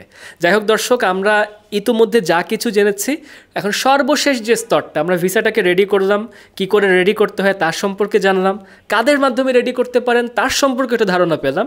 এখন আমরা চলে যাচ্ছি ঠিক কখন গিয়ে ভিসা ডকুমেন্টটা জমা দিব, জমা দেওয়া কেন্দ্রিক কী কী কাজগুলো করতে হচ্ছে আসেন জেনে যাচ্ছি। যেদিন আপনি সেনজেন ভিসা আবেদনের কাগজপত্রগুলো জমা দিতে যাবেন, সেদিন আপনাকে একটা লম্বা সময় অপেক্ষা করতে হতে পারে। আমি পরামর্শ দিব, ধৈর্য হারা হবেন না। এক একটা এম্বাসির এক একটা অ্যাপ্লিকেশন সেন্টার হয়ে থাকে, অর্থাৎ আজকাল তো বেশিরভাগ আপনার এম্বাসিগুলো ভিএফএসের মাধ্যমে কাজ করাচ্ছে। তাই হতেও পারে যে আপনার কোনো একটা ভিএফএস অ্যাপ্লিকেশন সেন্টারে যেতে হচ্ছে। তবে মনে রাখবেন, ভিএফএসের ক্ষেত্রে হয় কি, ভিএফএসের অনেকগুলো সেন্টার আছে, বেশিরভাগই ঢাকার গুলশান বনানীকে কেন্দ্র করেই থাকে। তো ওনারা কিন্তু প্রয়োজন অনুসারে একবার এক একটা এম্বাসির কাজকে এই ভবন থেকে ওই ভবনে স্থানান্তর করে থাকেন। তো হতে পারে যে আপনি সেনজেন ভিসার হয়তো ইটালি ভিসা আবেদন কেন্দ্রে গিয়েছেন অমুক সালে অমুক একটা দাঁড়ানে, আপনি ধরে রেখেছেন হয়তো আপনাকে ওখানে যেতে হচ্ছে, কিন্তু এই বছর হয়তো অফিসটা পাল্টে গেছে। এরকম করে ওনারা কিন্তু ইন্টারচেঞ্জের ভিতরে রাখেন, যার জন্য অবশ্যই আপনি আসলে কোন ভবনে যাচ্ছেন, কোন দালানে যাচ্ছেন, এটা পুঙ্খানুপুঙ্খভাবে চেক করে নেবেন। এবং এই ক্ষেত্রে আপনার আবেদনপত্রের সঙ্গে জড়িত বা আপনি যদি কোনো এম্বাসির থেকে ফোন দিয়ে যদি তথ্য নিয়ে থাকেন, আবেদনপত্র যেখান থেকে সংগ্রহ করেছেন সেখানে যদি তথ্য দেওয়া থাকে, অথবা আপনি যদি অ্যাপয়েন্টমেন্ট কোনো সিস্টেম হয়ে থাকে, মানে আপনি যেভাবে হোক সব কিছু একটু চেক করে নেবেন কোথায় যেতে হচ্ছে। আবার মনে রাখবেন কি, ধরেন গুগল ম্যাপসে কোনো একটা জায়গা, ধরেন একটা সুইডিশ ভিসা অ্যাপ্লিকেশন সেন্টার হিসেবে কোনো একটা জায়গা, পুরাতন জায়গাটা কিন্তু নথিভুক্ত হয়েছিল। এখন যখন নতুন একটা জায়গাকে সুইডিশ ভিসা অ্যাপ্লিকেশন সেন্টার করা হলো, আমি কথার কথা বলছি আর কি, হতেও পারে যে গুগল ম্যাপস আপনাকে সুইডিশ ভিসা অ্যাপ্লিকেশন সেন্টার আগেরটাই দেখাচ্ছে, যেটা তার মেমোরিতে সেভ রয়ে গেছে। এগুলো কিন্তু আপডেট হতে সময় লাগে, তো বিভ্রান্ত হবেন না। আপনি একদম অনলাইন থেকে তথ্য যাচাই বাছাই করে বা ট্রাভেল এজেন্সি থেকে তথ্য নিয়ে আপনি একদম সঠিক অ্যাপ্লিকেশন সেন্টারে গিয়ে হাজির হন। তো বেশিরভাগ অ্যাপ্লিকেশন সেন্টার যেখানে আমি এ পর্যন্ত হাজির হয়েছি কাগজ জমা দিতে, আমার আসলে দেখা গেছে প্রায় 3-4 ঘন্টা বা সর্বোচ্চ 5 ঘন্টা পর্যন্ত বসার রেকর্ড আছে। আমি কিছু মানুষকে ধৈর্য হারা হতে দেখেছি। আমি একটু আপনাকে যে স্টেপ বাই স্টেপ প্রসেসগুলো বলি। দেখা গেছে যে আমি নিচে যখন যাচ্ছি ভিসা অ্যাপ্লিকেশন সেন্টারের নিচে, সেখানে একটা টোকেন দেওয়ার সিস্টেম আছে। মানে আপনি ওপরে উঠে, লিফটে উঠে অ্যাপ্লিকেশন সেন্টারের বাইরের টোকেন না, ঢোকার জন্য একটা আলাদা করে বাইরে থেকে একটা ছোট্ট টোকেন দেওয়া হয়ে থাকে। এটা কিছু ক্ষেত্রে হয়তো প্রযোজ্য হতে পারে আপনার জন্য। তাহলে সেটা নিয়ে আপনি আগে সিরিয়াল ধরবেন। ওই সিরিয়াল ধরে আপনাকে লিফটে চড়ে আপনি সঠিক সেই তলায় গিয়ে পৌঁছাবেন। সেখানে আবার আপনার কাগজপত্র যাচাই বাছাই করে এরপর আপনাকে ভেতরে প্রবেশ করার সময় আরেকটা টোকেন দিয়ে দিবে। মনে রাখবেন, যেমন এখন যেই জায়গাটাতে আমরা ডেনমার্ক বা সুইডেন বা আমি সুইজারল্যান্ডও মনে হয় ওখানে দেখেছি, জার্মানিও হয়তো ওখানে আমি দেখেছি, সাথে কয়েকটা এম্বাসির ওই জায়গায় আছে। ওখানে যে টোকেন নাম্বারগুলো দেওয়া থাকে, দেখে যে সিরিয়াল করে ডাকতে থাকলেও একবার সুইডেনেরটা ডাকে, একবার জার্মানিরটা ডাকে, একবার অন্য একটা দেশেরটা ডাকে, বারবার বিভিন্ন দেশের ক্যান্ডিডেটকে ডাকা হতে থাকে। এবং আপনার সামনেও হতে পারে অপেক্ষমান আরও কয়েকশো মানুষ আছে। এক একটা ক্যান্ডিডেটকে যদি প্রায় আপনার ধরেন 5 মিনিট 7 মিনিট এরকম করে যদি সময় লেগে যায়, অনেক সময় 10 মিনিটও আমি দেখেছি লাগছে, তারা চিন্তা করেন কয়েকশো মানুষ হলে কী পরিমাণ সময় লাগতে পারে। ওখানে অনেক ভিসা অফিসার আছেন, তারপরেও আসলে আপনার কিউটা পেতে সময় লাগতে পারে। কাউকে আমি দেখেছি ভিতরে ধৈর্যহারা হয়ে চেঁচামেচি করেছে এবং স্টাফদের সঙ্গে খারাপ ব্যবহার করতে দেখেছি আর কি। মনে রাখবেন, ওখানে কিন্তু সিসিটিভি ক্যামেরা বসানো আছে, আপনি কেমন ব্যবহার করছেন, কি করেছেন, এইটা সম্পর্কে ওনারা অবগত হচ্ছেন, আপনার ব্যাপারটা খারাপ ধারণা জন্মে যেতেও পারে। তো কখনো নিজেকে এরকম জায়গায় নেবেন না। আপনার অর্থ খরচ করে আপনি হয়তো আপনার পরিবার সহ আপনি কাগজপত্র নিয়ে ওখানে গিয়েছেন, ওনারাও সর্বাত্মক চেষ্টা করছেন আপনাকে সার্ভিস দেওয়ার। তো এই বিষয়ে অবশ্যই ধৈর্যশীল হবেন এবং ধৈর্য নিয়ে আপনি সময় মতন গিয়ে আপনার কাগজগুলো জমা দিবেন। যে কাগজগুলো নিয়ে যাবেন কোনোটাতে যেন স্ট্যাপলিং করা না থাকে। মনে রাখবেন এসব কাগজ যখন জমা দেন ওনাদের অনেক সময় আমি যেটুকু বুঝি কোথাও হয়তো স্ক্যান করার প্রয়োজন পড়তে পারে, তো ওনাদের তখন এগুলোকে আলাদা করে খুলতে হবে। তো যেহেতু এটা ওনারা নিজেরা করতে চাবেন না, আগে থেকে নির্দেশনা দেওয়া থেকে কোনো ডকুমেন্টস আপনি স্ট্যাপলিং করে আনবেন না। তবে আপনার বোঝার স্বার্থে ধরেন আপনি বলছেন যে ঠিক আছে ফাইন্যান্সিয়াল ডকুমেন্টটা দিচ্ছেন বা অমুকটা দিচ্ছেন, আপনি হয়তো কোনো একটা ওই যে ইয়ে থাকে না জেমস ক্লিপ বা এরকম কিছু দিয়ে ডকুমেন্টকে আলাদা করে ক্লিপিং করে রাখতে পারেন। তারপর আপনি হয়তো সেভাবে করে আপনি তাকে ডকুমেন্ট দিলেন। অথবা আমি আপনাকে যে সিরিয়ালটা বলেছি সিরিয়াল অনুযায়ী আপনারা নিয়ে গেলেন, ওনারা হয়তো একদম পুরো সিরিয়াল সমেত নিয়ে নেবেন। তারপরে ওনারা ওনাদের অ্যাম্বাসির নিয়ম অনুযায়ী কোনটাকে কোন সিরিয়ালে নিতে হয় সেভাবে করে নেবেন। আপনি হয়তো কর্তব্যরত অফিসারকে জেমস ক্লিপ সহই আপনি সাপ্লাই করেন, তাতে করে উনি আপনাকে জিজ্ঞেস করবেন যে এটা কী ডকুমেন্ট দিয়েছেন, ওটা কি দিয়েছেন। তো আপনি বলবেন যে আমার এই ডকুমেন্টটা হচ্ছে এরকম একটা ডকুমেন্ট, তাই উনি কী করবেন এটাকে ঠিক সঠিক সিরিয়ালে উনি নিজে ভরে নেবেন। ওনাকেও তার আপনি একটু সাহায্য করলেন। ছবি অবশ্যই 2টা কপি ন্যূনতম নিয়ে যেতে হবে। আমি সবসময় যে কোনো অ্যাম্বাসিতে কয়েক কপি ছবি সাথে নিয়ে যাই, 2টা কপি দেওয়ার আমি তো দিয়ে দিই, বাকি আরও 1-2টা কপি আমার সঙ্গে সাথে করে থেকে যায়। এটা একটা বজায় রাখি। পুরাতন সময়ে আমরা ছবির সঙ্গে অনেক সময় আপনার নাম লিখে সাইন করতাম, এটা আমি আগেকার সময় বলছি, ধরেন 20 বছর আগে 25 বছর আগে, তখনকার সময় হয়তো বিভিন্ন অ্যাম্বাসিতে কাগজপত্র জমা দেওয়ার সময় এইসব করার প্রয়োজন পড়েছে। তো এখন আমি মাঝে মধ্যে করে রাখি, মাঝে মধ্যে করি, এটা সম্পূর্ণ আপনার উপরে নির্ভর করছে। আর আরেকটা জিনিস হচ্ছে যে সে কাগজপত্রগুলো যখন সম্পূর্ণ জমা দিয়ে ফেলবেন, যখন ওরা সব কিছু বুঝে শুনে নিয়ে ফেলবেন, তারপরেও আপনাকে ওনারা টোকেন দিবেন বা একটা কিউ দিবেন যে অমুক একটা জায়গায় গিয়ে পেমেন্ট করে আসতে। অর্থাৎ ইউরোপের ভিসার ক্ষেত্রে দেখা যাচ্ছে যে আবেদন কেন্দ্রের ভিতরে পেমেন্ট গ্রহণ করা হচ্ছে এবং পেমেন্টটাকে ক্যাশে নিয়ে যাওয়ার চেষ্টা করেন। মাঝে মধ্যে কার্ডের সমস্যা হতে পারে বা কার্ডের সাথে অতিরিক্ত কোনো চার্জ পড়ছে বা কিছু, এগুলো ক্যাশে নিয়ে যাওয়া ভালো, তাই ক্যাশ সাথে করে নিয়ে যান। ওখান থেকে আবার একটা চালান আনতে হয়, সেই চালানটাকে এখানে আবার জমা দিতে হয়। এখন হয় কি ওনাদের এখানে অনেক রকমের নথি মেনটেন করতে হয়, তো আজকাল একটা পাসপোর্টের ফটোকপি দিয়ে চলে না, তাই আপনি কখনোই মাত্র একটা পাসপোর্টের ফটোকপি নিয়ে যাবেন না। আপনার পাসপোর্টের ন্যূনতম 3 থেকে 4টা নিয়ে যান, অন্তত দেখবেন 3টা কাজে লেগে গেছে। কোনোটা হয়তো ওনারা নিজেদের জন্য জমা রাখছেন, কোনোটা আরেক জায়গায় জমা পড়ছে, আবার ওনারা সব কিছু গ্রহণ করে আপনার ফিঙ্গারপ্রিন্ট সব হয়ে যাওয়ার পরে তারপরে ওনারা আবার কি করবেন, আপনাকে সর্বশেষ একটা স্লিপ দিবেন, যেই স্লিপের বিনিময়ে আপনি আপনার পাসপোর্টটাকে গ্রহণ করতে অমুক একটা তারিখে এসে পৌঁছাবেন আপনার কাছে SMS-টা আসার পরে। তো ওই স্লিপের সঙ্গেও ওনারা আরেকটা অতিরিক্ত পাসপোর্টের ফটোকপি যোগ করে দিবেন। যদি আপনারা কয়েকজন অ্যাপ্লিকেন্ট হন তাহলে কয়েকজনেরই একাধিক পাসপোর্টের ফটোকপি নিয়ে যাবেন এবং যেই কয়েকজন একসাথে জমা দিয়েছেন সেই কয়েকজনের কপি একসঙ্গে নিয়ে আপনার ওটাকে ওনারা স্ট্যাপল করে শেষমেশ আপনাকে স্ট্যাপল সহ আপনার যে বিল টিল সহ আপনাকে ওনারা ডকুমেন্টটা জমা দেবেন। একটা বিষয় বলে রাখা ভালো, আপনি যদি ফ্যামিলি অ্যাপ্লিকেন্ট হন এবং আপনারা যদি কয়েকজন অ্যাপ্লিকেন্ট, কয়েকজনেরই একই ইনভিটেশন, একই আপনার PNR-এর আওতায় আপনার বুকিং রিজার্ভেশন হোটেল কপি হয়ে থাকে, আপনারা চেষ্টা করেন অন্তত যদি 3 জন হন তাহলে 3 সেট নিয়ে যেতে, 5 জন হলে 5 সেট কপি নিয়ে যেতে। কিন্তু ওনারা দেখা যাবে হয়তো আপনার থেকে 1 সেটই গ্রহণ করেছেন, গ্রহণ করে বাকিটা হয়তো আপনাকে ফিরিয়ে দিতেও পারেন, এটা ওনাদের মর্জি। আপনি সবসময় ইন্ডিভিজুয়ালি প্রতিটা অ্যাপ্লিকেন্টের জন্য তৈরি থাকবেন। আর বলছি যে যেহেতু আপনি একটা লম্বা সময়ের অপেক্ষা থাকতেও পারে, তার জন্য ধৈর্য ধরুন, অপেক্ষা করুন। আর একটা হচ্ছে যে ওনাদের আবার ডকুমেন্টটা যেদিন মানে আপনি রিসিভ করতে আসবেন সেদিনকার কিছু ব্যাপার আছে, একটা মজার জিনিস বলি। সাধারণত আমরা সেনজেনের ক্ষেত্রে বা ইউকের ক্ষেত্রে আমরা মানে একটা জিনিস নিয়ম হিসাব করি আর কি, যে ওনারা একটা খামে করে আপনার পাসপোর্ট ফেরত পাঠান। যদি কয়েকজন মানুষ হয় তাহলে কয়েকটা খামে করে ইন্ডিভিজুয়াল অ্যাপ্লিকেশনের ইন্ডিভিজুয়াল খামে করে করে আসে। তো যদি দেখেন যে খামটা পাতলা মনে হচ্ছে, খুব ছোট খাম দিয়েছে বা খুব পাতলা খাম, মানে বড় খাম হলে ওটা খুব সহজে মুড়িয়ে যাচ্ছে, মানে খামের ভিতরে শুধুই আপনার পাসপোর্ট আছে, এর মানে হচ্ছে আপনার ভিসা হয়েছে। আপনি খামটা হাতে পেয়ে আপনি বুঝছেন আপনার ভিসা আছে। আর যদি আপনি আগে থেকে টের পান খামের ভিতরে পাসপোর্টের পাশাপাশি কোনো অতিরিক্ত কাগজ আপনি টের পাচ্ছেন, তার এটা একটা বিশাল সম্ভাবনা আছে আসলে আপনাকে ওনারা রিফিউজ করেছেন এবং একটা কাগজ দিয়ে দিয়েছেন যেখানে ওনারা বলছেন যে এই কারণে ওনারা রিফিউজ করেছেন। আপনি চাইলে রিফিউজড হলে আপনি চাইলে আবার রিঅ্যাপ্লাই করতে পারেন। আপনি চাইলে এটার বিপরীতে আপনি এখানে একটা অতিরিক্ত আবার মানে একটা কোর্টে একটা অ্যাপ্লিকেশন পাঠাতে হয় সেনজেন ইউরোপিয়ান কোর্টের ক্ষেত্রে, তো সেটা আপনি যেতে পারেন। তবে ওই প্রসেসটা না একটু বেশি সময় লেগে যায়। আমার মনে হয় রিঅ্যাপ্লিকেশনটাই ভালো হতে পারে, মানে ওটাকে আপিল করা বলে আর কি। তো আপিল না করে রিঅ্যাপ্লিকেশনটাই একটু তাৎক্ষণিক প্রক্রিয়াই হবে আমার কাছে মনে হয়। তো হয় কি, তো যদি আপনি দেখেন যে অনেক সময় ওনারা মজা করেন, আমাকে তো ওনারা চিনেন আবেদন কেন্দ্রে, তো দেখা যায় যে আবেদন কেন্দ্রে ওনারা ইচ্ছা করেই আমার কাছে কাগজটা দেওয়ার সময় ওই যে খামটা আছে খামটাকে মুড়িয়ে ধরে আমাকে দেন। তো ওই খামটা মুড়ে আমি তখন আগে থেকেই বুঝি যে এটা বুঝছি ভিসা হয়ে বসে আছে। আর আরেকটা জিনিস হচ্ছে যে আপনি চাইলে ওনাদের থেকে ওই যে হোম ডেলিভারি সার্ভিস নিতে পারেন, সেক্ষেত্রে আপনার বাসায় আপনার পাসপোর্ট পৌঁছে দেওয়া হবে।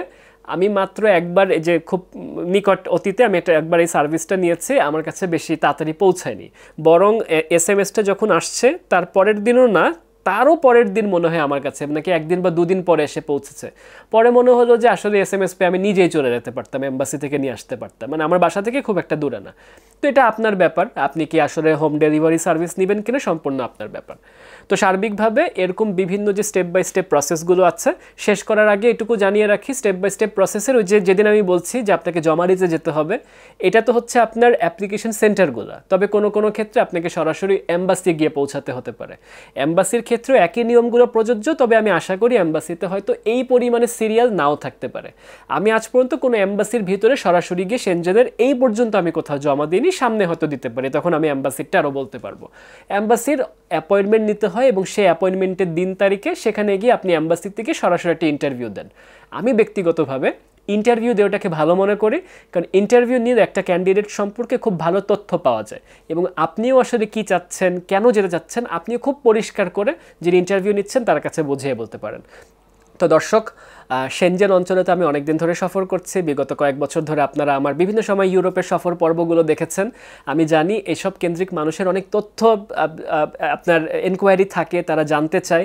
এর আগেও আমি ভিসা কেন্দ্রিক পর্ব করেছি, তবে মানুষের অনেক অনেক আনুষঙ্গিক যে তথ্য কামনা ছিল, সেটার জন্যই কিন্তু আমি আজকে এত বিশদভাবে এতগুলো কথা বলে আমি আপনাদের জন্য ভিডিওটা তৈরি করে দেওয়ার চেষ্টা করলাম।